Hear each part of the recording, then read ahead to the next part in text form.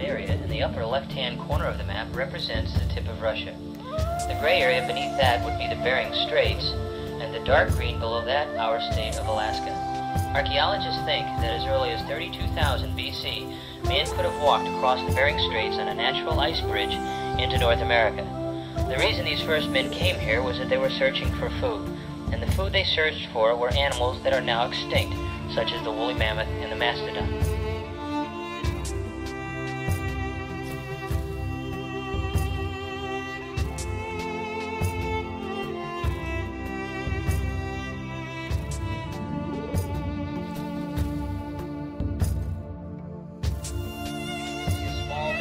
Village. This depicts life along the banks of the Delaware River for hundreds of years. These are bark houses or wigwams. From the outside in the front you'll see a post mold or food storage pit. To the left of that you'll see a beaming pole with leather being tanned in the sun. There's also a dugout canoe in process.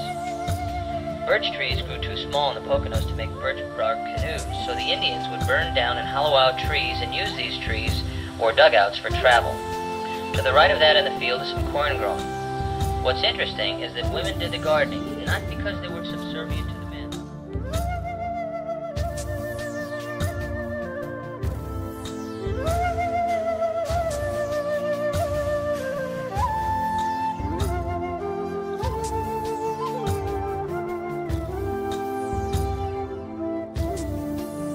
The only time the Indians preferred to wear moccasins was when the ground was cold or if they were going to be traveling rocky terrain. Directly behind you, in the yellow window, is the art of flint knapping, or methods of flaking.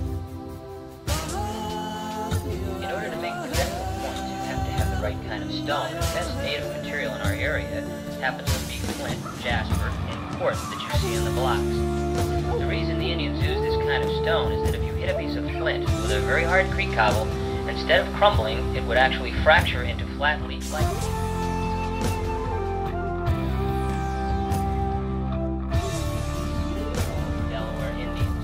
However, they had a name for themselves, and that was Lenape. Lenape means original or ordinary people.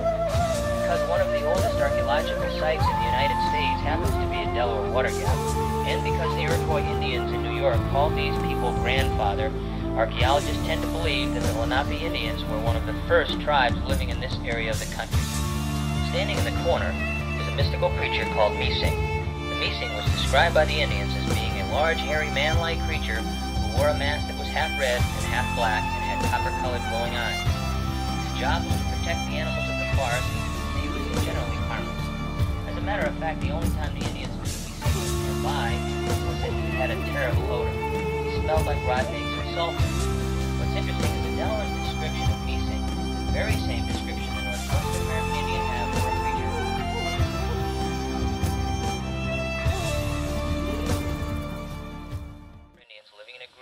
Part of the Poconos. First of all, there were three things that helped destroy the Indians. Diseases were brought here by the colonists, and they killed the Delawares in many numbers. A great colonial trick, if you wanted to acquire more land from the Indians, was to give an Indian clothing that had been worn by someone who had died of smallpox. The Indian would wear the clothing to the village, and that way infect the entire clan.